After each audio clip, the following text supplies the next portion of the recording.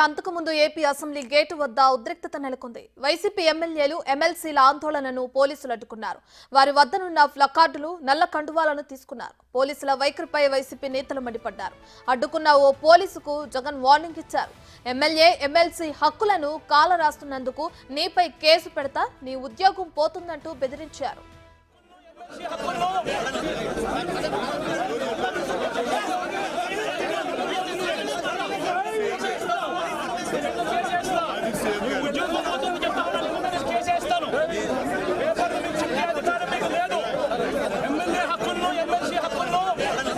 పరిరక్షించే